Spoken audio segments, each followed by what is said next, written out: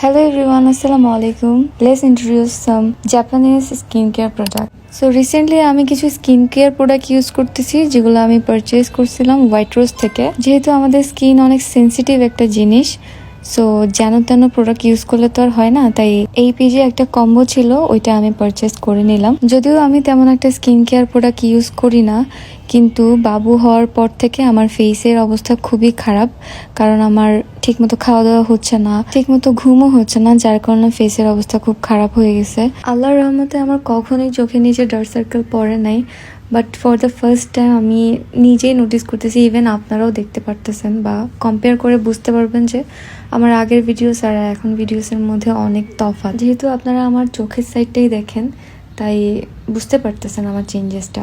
আর যদিও আমি কখনো মোটা ছিলাম না, কিন্তু যতটুকুই ছিলাম তার চাইতে অনেক বেশি শুকাই গেছি রিসেন্টলি। সত্যি বলতে দুশ্চিন্তা যে মানুষের চেহারা নষ্ট করে দেয়, সেটার প্রমাণ আমি নিজেই। যাই হোক, আল্লাহ ভরসা, আল্লাহ যা করে ভালোর জন্যই করে। কথা বলতে বলতে কিন্তু আমি প্রত্যেকটা প্রোডাক্ট ইউজ করে দেখাই দিলাম। সো এই কম্বোতে থাকছে 4টা প্রোডাক্ট, কেউ চাইলে ইন্ডিভিজুয়ালি পারচেজ করতে পারবে। কম্বোতে থাকবে একটা ক্লিনজার, একটা এসেন্স ক্রিম, একটা সিরাম আর একটা আই ক্রিম। তারপর প্রোডাক্টগুলো অথেন্টিক কিনা সেটা চেক করার জন্য আমি বারকোড স্ক্যান করে দেখলাম প্রত্যেকটা প্রোডাক্টই অফিসিয়াল অথেন্টিক গ্যারান্টেড দেওয়া আছে। ফেস ফর্সা হওয়া চাইতে আমার মনে হয় একটা ক্লিন স্কিন পাওয়া হচ্ছে সবচেয়ে বড় ব্লেসিং। আর সব মেয়েরাই সুন্দর, সে কালো হোক বা ফর্সা হোক বা শ্যামলা হোক, আমরা সব মেয়েরাই কিন্তু সুন্দর, কারণ আল্লাহ সবচেয়ে সুন্দর করে আমাদের মেয়েদেরকে বানাইছে। আজকের জন্য এইটুকুই, কথা হবে নেক্সট কোনো ভিডিওতে।